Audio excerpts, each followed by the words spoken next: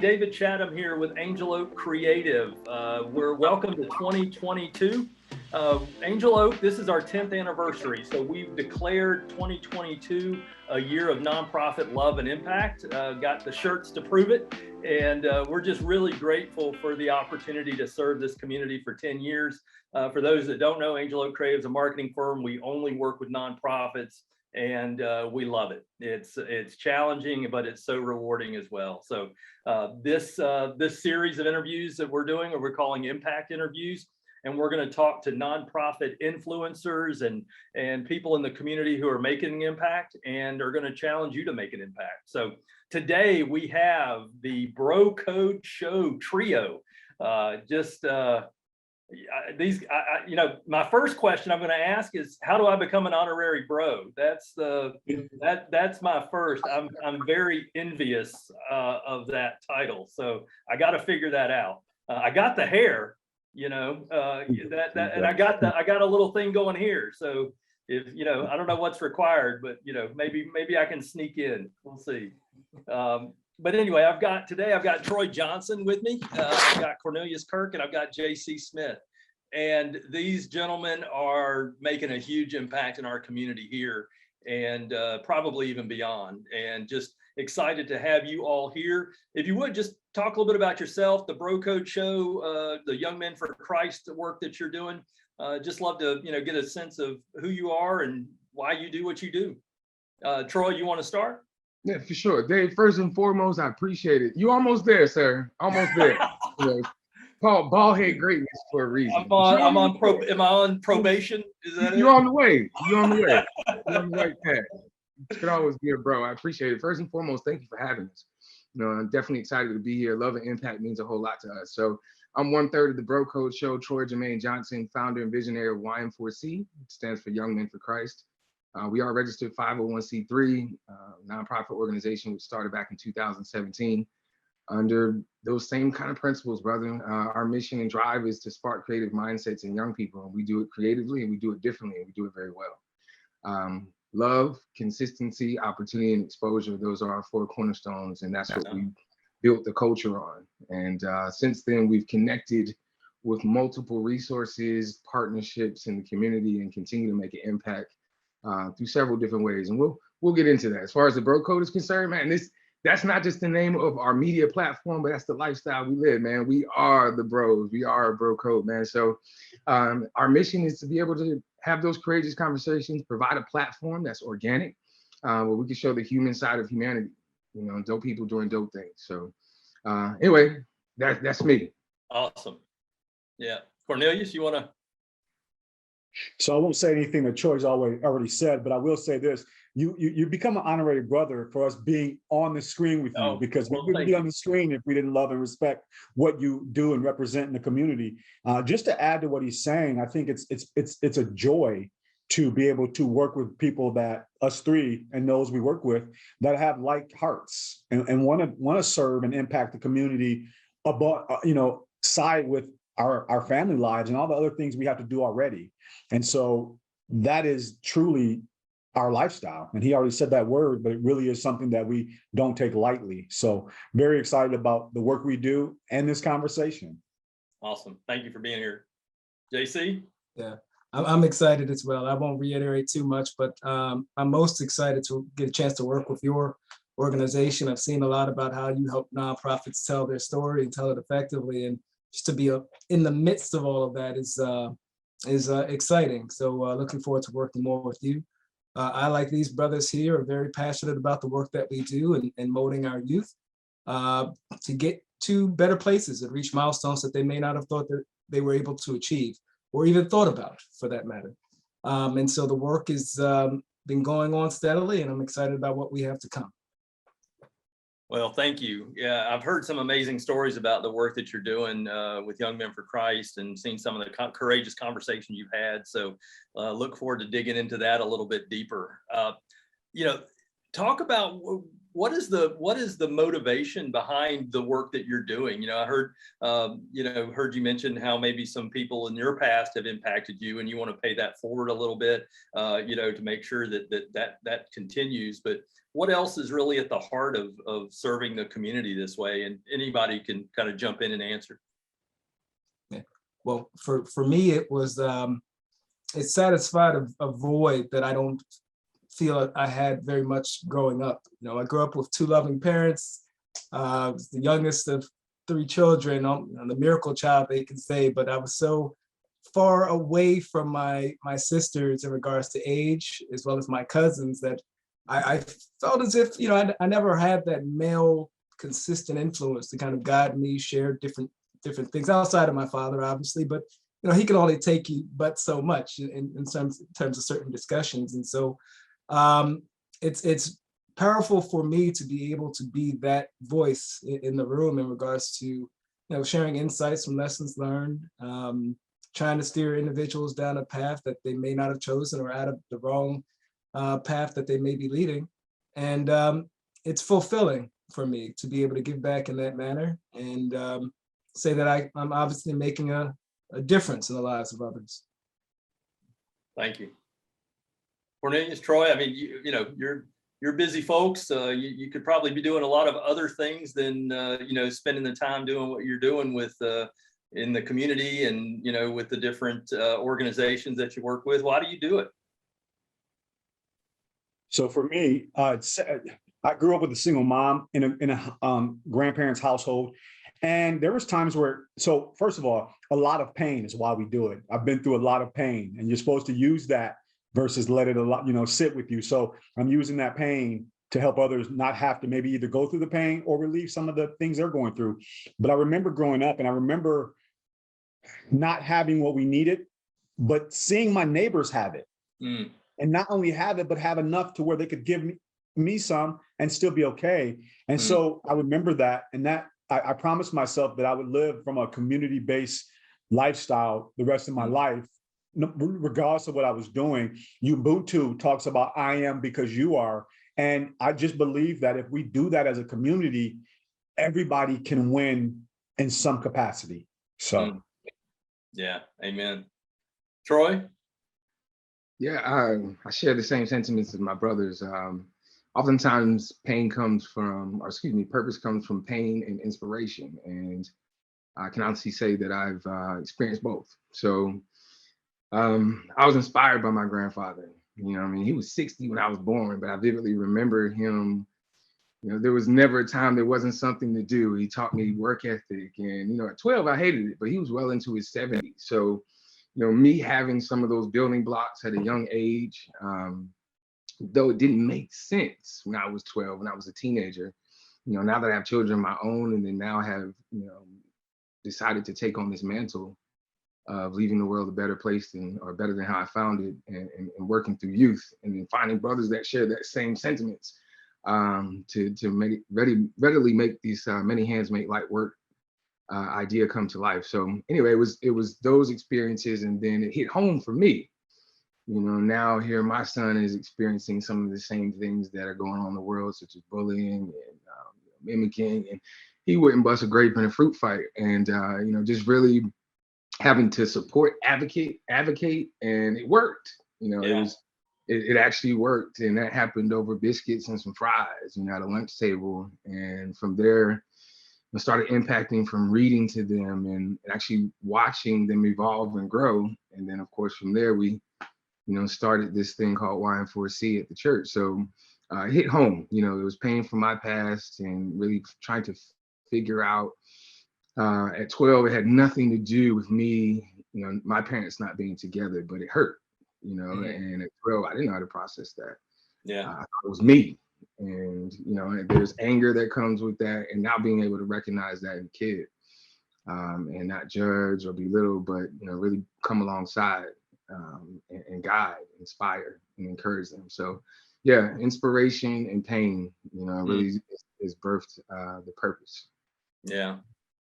And you said your grandfather lived to 101, right? 101, man. He died last July, brother. Wow. Yeah, he don't forgot more than we know. Some of the things we read in history books. I can't imagine. Yeah, absolutely, bro. Wow. Absolutely. Well, I'm disappointed I didn't get to meet him. I'm sure he was Well, a. I've got video. I'll send it to Oh, you. I'd love to see it. That'd be Blessed, great. man. You know, we live in a world you can capture. I was blessed be able to sit down with him at 100, and you know, short-term memory was kind of gone, but he'll rattle off 1952 like he was still in it. Well, Good for next him. time we sit down on Blunt Street at Angel Oak, man, I'll bring it. No, that'll be great. That'll be great. You know, you talked a little bit about why M4C. Talk a little bit more about that. What's your mission there, and what do you know? I've heard some really. I mean, you guys do everything from golfing to game development, right? I mean that. You know, I mean that's quite a you know a breadth of things that you're exposing these kids to. What's that about? I mean, what's been that experience over the last few years? Want me to go? Okay. Well, as far as mission-driven work, you know, we serve the underserved. These kids have been impacted through trauma and everything in between. You know, prior to COVID, you know, a lot of those things were going on, and of course, a shift. Troy, just to let the audience know, you're serving in Southeast Raleigh, right? Is that kind of the focus? Yeah, and tell people who may not be from this area a little bit about Southeast Raleigh, if you would, just you know what that area is, what the history is, what's that like, you know, just briefly what that is. A lot of rich history in Southeast Raleigh. We're talking about HBCUs, entrepreneurs, so on and so forth. However, on the other side, when it comes to education, Title I schools, underserved as far as resources, free and reduced lunch. A lot of these kids were fully, even more impacted as it pertains to resources and obtaining to resources when the pandemic hit. And we served in that capacity to fill that void. We do it in creative ways through impact sessions that are done classroom style to really challenge their character and speak life into them. And during the pandemic, we were able to really build that out in using golf, as you spoke of, with partnerships in the community with Drive Shack and First Tee, really using the sport of golf to bring kids together, bring down the lens of fear of trying new things, and promote that positive peer association. Arguably, Dave, give them a little piece of normal. Yeah.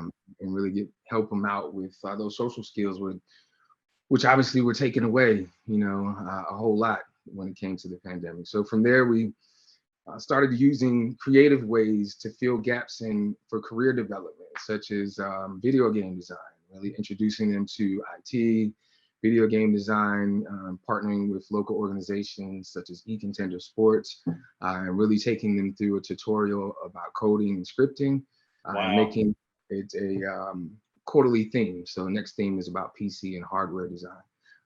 And fun, right? You gotta give them a little piece of fun too, right? And again, promoting that. I've seen the game testing rooms, I think it is, that you've taken them to, and yeah, I think anybody would be jealous about that, about those rooms, right? I mean, giant televisions and game chairs and some, you know, LED lights and all of that. So good stuff. We've been blessed. Partnerships and really coming alongside those that have a heart for the work that we do has made a huge impact in our ability to really love on them. So, yeah. Well, I love what you said about kind of areas that are a little unexpected, right? That, you know, for maybe folks who are used to thinking about people who live in a poverty or maybe an underserved community, about what's expected of them, right? And kind of what they're capable of. And you know, the expectations are usually pretty low, and I think that's part of the problem, right? I mean, it's you know, to think that just because of someone's circumstance or someone's race or someone's background, that they don't have the ability or the capacity, right? And you know, I think we underestimate people all the time in that way, to some, you know, a form of prejudice, you know, in some ways. So, you know, Cornelius, give us a little bit of a story of maybe one of the kids out there that you've seen had an impact from, you know, some of the work that you're doing, you know, that maybe just an aha moment that they had or something like that. The one that really stands out is, you know, you're doing the work and sometimes you're planting seeds that you don't always get to see grow. And in the moment, yeah, it's cool. But when somebody comes back 4 years later with friends or family and says, these are the guys Wow. Or I wouldn't be here because of you or you guys and what you did for me. And it's funny, but sometimes it's simple things that we're not even aware we're doing, but it's just presence. And so I'm sure my brothers have had the same examples from young men and sometimes even young ladies that maybe in the room that, for instance, it's funny, but they're in the room, we're not even mentoring them, but they get to see the environment and it helps them too. But one that stands out to me where I had a student inbox me and said, hey, I was going to kill myself.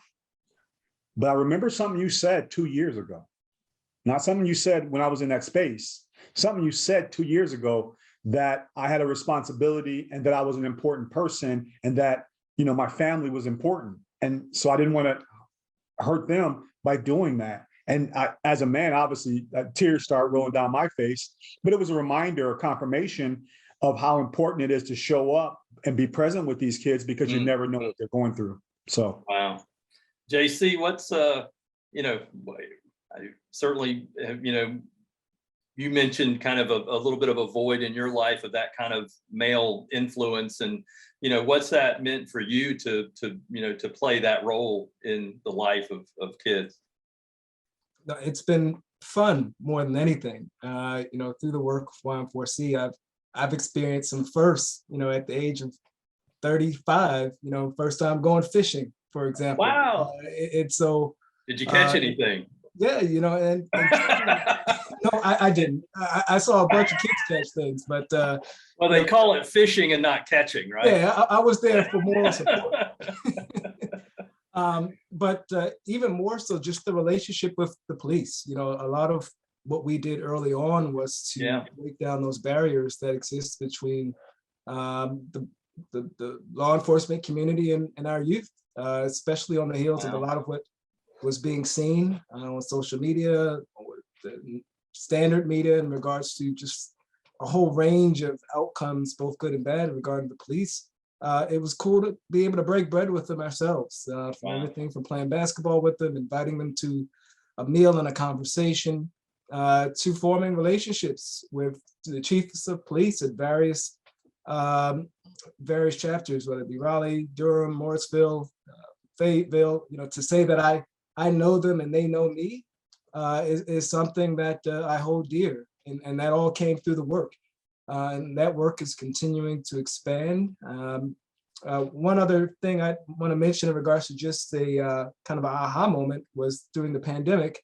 We had the opportunity to think a little differently in regards to how we're going to reach our youth. And so up until that point, a lot of what we were doing was event driven, to where we'd have an hour or 2 hours with 20, 30 kids in a space to learn, have fun. But we kind of pulled that back, given that we weren't able to meet face to face and transition to a virtual world, to where we were able to have conversations with them once a week, as well as fitness instructions on some days to kind of get fit there. But you're able to learn a lot more about the person.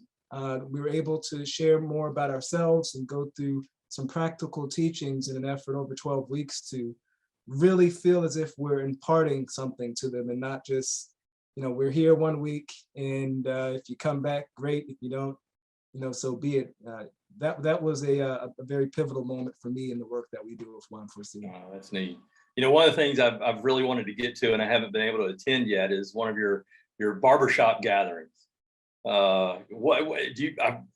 Forgive me, I don't know if you have a name for those, so I apologize. But talk about that. That's something really unique, and I mean, I've seen some of the pictures out of those, and I mean, it's standing room only in there, and you got quite a crowd that's a mix of police and older folks and younger folks, and that isn't happening every day in our community. So I mean, that's something special. Talk about that a little bit, somebody. Well, you want to go first, Kurt? Yeah, I'll keep it brief. So first of all, that it's called the Man Up Barbershop. And it's about 5 years deep, about 40 conversations, Troy, am I right? Wow. About 40 times we've done this. But the missing piece is that when you see that diverse room, diverse in gender, diverse in age, diverse in culture, all these diverse in career, those are relationships that behind the scenes we've been building for years.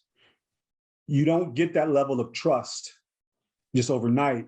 And we really, that means a lot to us. The relationship that a young man or woman has, especially from marginalized communities, with law enforcement is one that is touchy. And to see the barriers, as JC was talking about, come down to a point where these young men actually have relationships with these officers, which isn't just about them. It could be about their kids, because a lot of the narrative of what's going on is passed on for some of the things that we go through, and we project them on our family. Yeah. And some of it's true. We won't say that, but we also want to have the other side of that through community conversations. And so we feel blessed that people trust us enough to show up, and we can get to see behind the badges, and they can see our narrative. And it's just a great having those alternative views in the room. And it is standing room. I think our last barbershop was about 75 people deep, and we really didn't promote it. I think people want to be a part of the energy, because it's a different energy, Dave. It's a different energy in the room, and it's love. It really is. People are really being open and honest, authentic, and we're not sugarcoating things. We're saying we're being real about what's going on out there. So, that I love. I mean, it's love and impact, right? I mean, that I don't want to get too catchy about the slogans here, but everything you were talking about was it, right? I mean, there, and when I look at those pictures, I can't wait to get to one of the conversations there. But when I look at one of those pictures, I mean, you can just feel, and when you guys were talking about it, I was getting goosebumps, because it's really, it's something that just, if that could happen every day or once a week, that kind of conversation is invaluable, and it's changing all the sides, right? I mean, it's changing the youth, it's changing the law enforcement, it's changing the view of the community. I mean, it's just impacting so many levels within the work that you're doing within the community that you're working in, and beyond. So it gets me excited to know that it's a risk, right? Because I mean, you're putting yourself kind of in the middle of a really difficult conversation, right? I mean, there's a lot of cultural issues there. There's a lot of political issues there, and you all are not afraid to do that. So I'm impressed. So thank you for taking that risk. Troy, did you have something you wanted to maybe add to that? I saw JC's wheel turning, man. What you got, Jay? I was just going to elaborate on the fact that each conversation is kind of built on a word or a theme. Okay. The last one was empathy. We've done it on love, self-respect, integrity, how to treat a lady, Wow. that etiquette lessons, things of that nature. And so it gives us about an hour or two to really dive into what it means, and break up into conversations so that they can expand on what it means for them and walk away with some sort of lesson, and then get some food. And shout out to the barbers in terms of haircuts that are available to the kids at no charge. So the community really comes together to help support the work. Wow. Yeah, I haven't had to step into a barbershop in quite a while, but it'd be nice to get back to one, even though I probably couldn't take advantage of their services. But I think this is a great segue, man. So every Monday, Dave, for the rest of 2022, and for everyone that's listening, every Monday, every fourth Monday, of the month, we'll be doing a barbershop talk. It'll be done at one of 3 barbershops within the Raleigh area. Shout out to Reggie Winston at the Barbershop on New Bern Avenue, Paul's Barbershop off of Rogers Lane, and Marcus Short's Barbershop Billionaires off of Six Forks. Yeah. So every fourth Monday from 6 to 8 p.m. we'll be at one of those. And again, they'll have themed. All are welcome. And the whole goal is, again, to be that bridge builder, right? Is there anywhere folks can go to learn more about that? Is that on any website or social media or anything like that? Absolutely. Please connect with us on our website, www.ym4c.org. If you're into social media, please go to YM4C, YM4C on Facebook, and at Young Men 4 Christ spelled out, all lowercase, for Instagram. Or you can call me. Like, I love conversations. Everything starts with such. 919-714-9905. And I can attest to that. I reached out to Troy on LinkedIn, and he responded, and within a week or two, we were meeting in person. And since then, we've created a relationship. Angel Oak's going to be doing some work with the Bro Code show. We're going to be featuring some of our clients on their show, a great show. Talk a little bit about who wants to talk about the Bro Code show and some of those conversations that you have, and what's that about? Well, it was began in June of last 2020, in the midst of a lot, whether it be the George Floyd murder, the pandemic. There was a lot of stuff happening, and we wanted to change the narrative a little bit and connect the community in ways that wasn't quite being done to our liking in regards to just the variety of different podcasts that sparked in 2020, 2021. And so throughout I've forgotten the number of episodes we've gotten to, but we're in our second season. We've had opportunities to talk to influencers, athletes, educators, mental health professionals, and really dive into not just their story, but the work that they're doing in the community and the whys behind it, which has been amazing to live through their journey. I feel as if we're only getting started. We've got a number of episodes the world hasn't even seen, as we've kind of gotten away from the screen and started doing more in-person interviews. But I'm excited for what's to come. That's great. Yeah, I've seen, you've in recent ones, you've done a sitting judge, I think, and also a rapper, right? So it's it's one of those things that people go, wow, okay, I get it. There are unique people in this world. We should give them a voice, right? Yeah, they all really formed off the connection that we first made with Y4C. In regards to just our relationship with the community, they help really bridge the gap and help sponsor the work. And from there, it's been one person after the next in regards to hearing their story and making sure that they get an opportunity to really show what the impact is. Yeah, well, it's a powerful medium. I mean, it's, we're here today talking, and I think, it's certainly a one that's being more and more adopted and accepted as a legitimate form of media and conversation. So I'm hopeful that you guys will continue to prosper in that and just continue to have a really great impact on those conversations. We've got one coming up with Refugee Hope Partners. It's working with a lot of the Afghan refugees who are coming into town, and excited for people to learn more about that. So, we'll be promoting a lot of those things as well on Angel Oak. So people hopefully will keep their ears out for those conversations coming up. And just a little bit of a plug for you all. There are opportunities to sponsor those shows, and that's what Angel Oak is doing. We're investing a small amount. We're grateful for that opportunity, and look forward to deepening that relationship. So I encourage anybody who wants to invest in a way to further the conversation, to deepen conversations, to open up the mic and want to have people learn and share and make a bigger impact, that this is a great way to do it. What are some of the misconceptions that people have about some of the work you're doing? What are some of the myths that need to be broken out there in the community about, youth or just about underserved or marginalized communities? What's something that you'd really like to correct, right? That people are just don't get? That's a good one, man. I think sometimes we oversimplify what impact really is. Like in the work that we do, consistency is key. And to my brother's point earlier, when we do data, we look for outcomes. Sometimes we look so granular.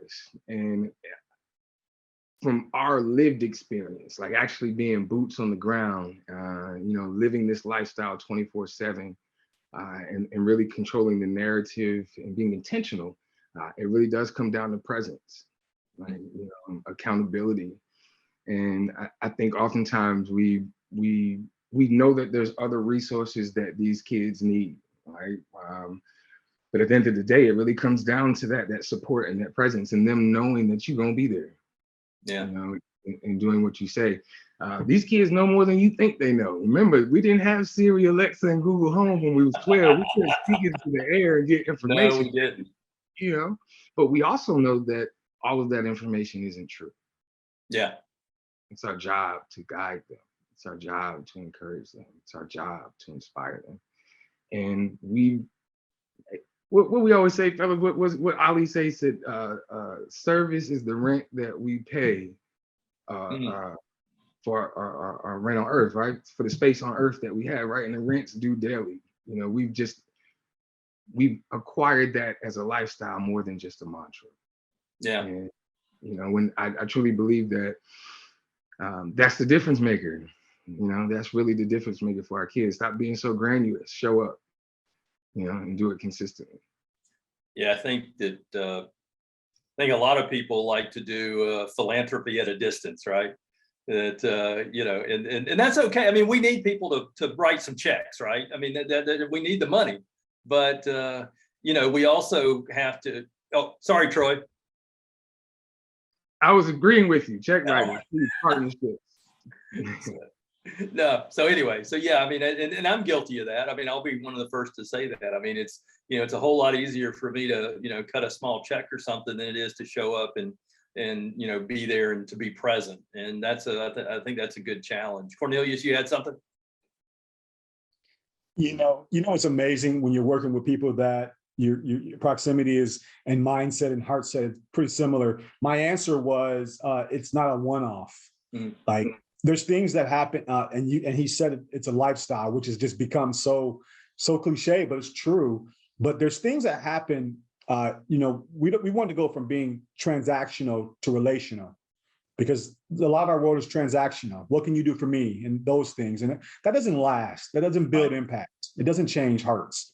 And so I think that the biggest thing for us was showing up as what Troy just talked about, but that it's not a one-off. We want not just kids either, it's adults too, and parents, and in general, educators. We want them to know that they can trust us, and we provide a safe space for them. We'll take checks. Please send checks. That's fine. We need those too. But there are things that happen in that relationship or in those rooms that you can't pay for, and you have to be present to see. Yeah. So that's definitely our heart, and that's what it'll continue to be, regardless of the checks. JC?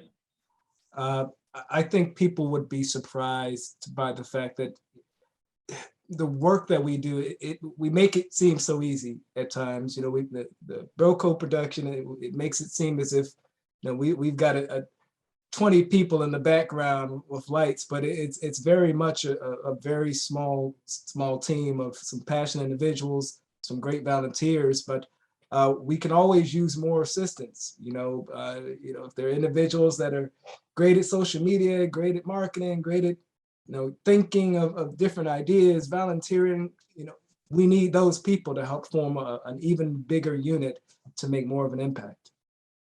Yeah, no, that's all great. It's yeah, and I'm not, and just telling everybody, I'm not paying you all guys to say impact or love. So you know, it's subtle though. That's subtle. organic, right? So I just want to make sure, you know, or maybe it's subliminal. Maybe you know, the shirt, yeah. So, but can I say one more thing? Please. JC, yeah, no, you're not. He's not paying us. Yeah. So JC mentioned it, but people coming alongside, I think one of the things that has made us very successful in all the work we do, and will make us successful in the bro code lane, is that we're willing to collaborate. So we've recently added a woman to our team, because as much as we think and you guys can all say the truth to this, as much as we think we understand women, we don't. And so why not add? It's not just the bro code. The bro code isn't just about men. We believe in all people. We believe in that. And so why not bring a woman on and have her lens be a part of what we do? And we're really excited about that. And I know she is. And so it's just a great kind of like platform marriage that continues to see us grow. And JC, he kind of gauged over it, but it's a lot of behind the scenes. I have a lot of respect for high level shows, because it's a lot of work behind the scenes, and it takes a team effort. Yeah. Well, it's and yeah, you're right. I mean, you never know that it was just a handful of you guys, a small handful of you working on those productions. So kudos to you for that.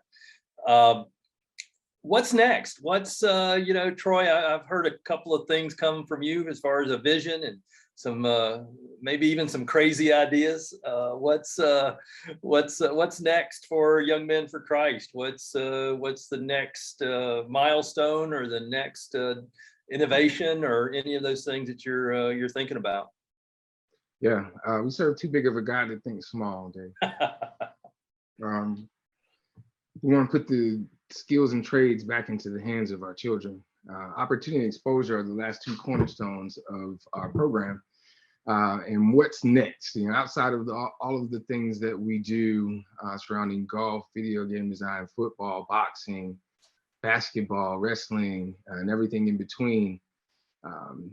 Starting the beginning of March, we'll do an introductory at the end of February, at the end of this month, next week, matter of fact, in exposing our first cohort of 10 to 12 students, high school students, to fabrication, welding, and submersible drones through collaboration and partnership with Parks and Rec, a company called Deep Trekker Incorporated, as well as Shop Space. Shout out to Lucas over there at 1505 Capitol Boulevard. So with that collaboration, we'll be exposing 12 to 15 kids to those different skills and trades. They'll go through a 15-week program.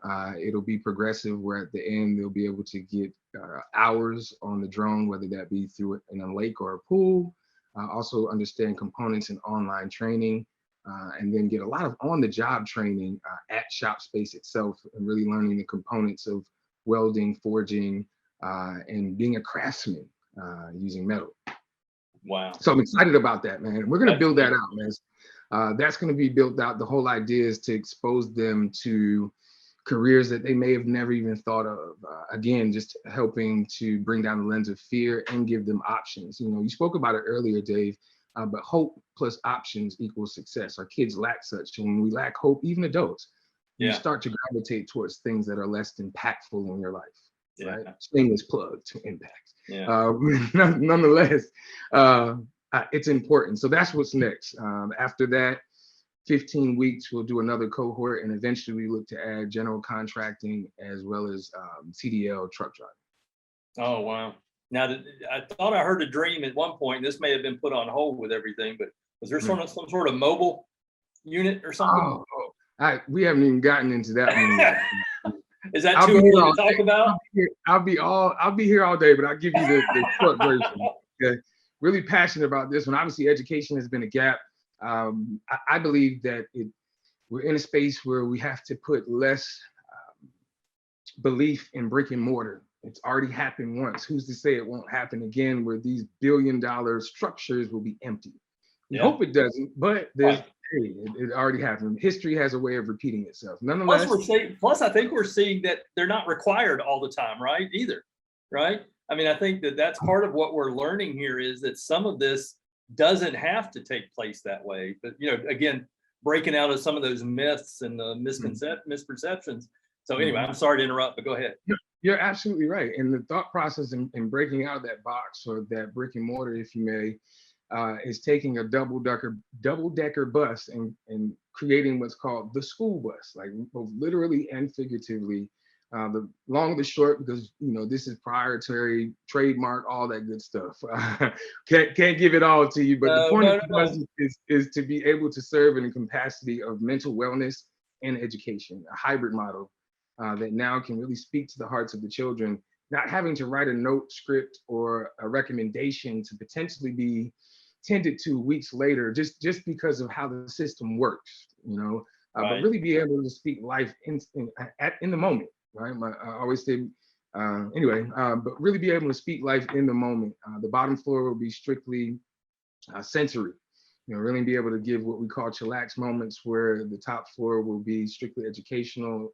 It will be married with smart this, smart that, and really using this space, this mobile space, as an interactive space where things can be moved out and it can be adjusted as it needs to be to really speak to the life of the children in education. The bonus to this being mobile is now part-time can be at the parks. You know, a lot of the resources are underutilized at the community centers and community parks. Now we can, you know, be more effective in that. Transportation is a gap. Now we can use this mobile center as a way to pick kids up and really speak to the need. And Wow. Food deserts, we now can use it as an opportunity to make sure that they have breakfast and lunch and potentially even dinner as well. So really excited about that. We've had an opportunity to work with the United Way to really kind of put things on paper to get that moving, and actually look forward to what's to come the next with that. Really, absolutely. That's exciting. Cornelius and JC, you in on this conspiracy to create a rolling YM4C school bus? Oh yeah, I think the vision is attainable. It's large, but it's attainable. In addition to getting our own space, you know, our own commercial space, to where we have a location to where we can educate, have fun, invite others, you know, do shows, whatever comes down the path in one location. Neat. Cornelius, any thoughts on any of that? Any of those wild ideas? Yeah, we're obviously Troy's a big visionary, but every big visionary needs some Robins around them, right? So yeah, we definitely believe in the work. If I didn't believe in it, I wouldn't be on the screen with you, because I'm very intentional about my time and what I do with my one life.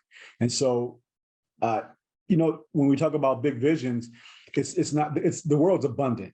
So we know the work is true, it's genuine, and that gets rewarded if you're consistent, and we're consistent. So all the things that he just spoke and what JC said about a building, it might not be tomorrow, but it's going to happen because we're, you know, we want to impact lives, and we want to do it as big as possible, because there's that many lives that need impacting right now. And we've seen that in the last year or so with the mental health issues and all that stuff. And we want to have services for those people to not only know that they have the resources, but that they feel courageous enough to step into the building because it feels like love. So pretty excited about the work.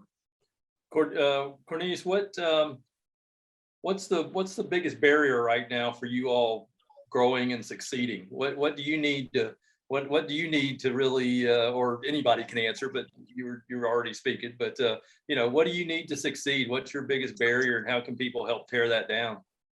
So it's always, first of all, it's always exposure. I think that I know the resources are in our city, like Raleigh. We know this, Raleigh, Durham, the whole area. The More than resources we could ever deal, right? Yeah.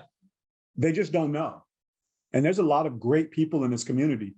And if they saw this, they just don't know that it's being done. And they would be willing to do whatever they could do, whether it is funds, whether it is somebody saying, here's a building. I'm not using it, you know. So the exposure and then the resources.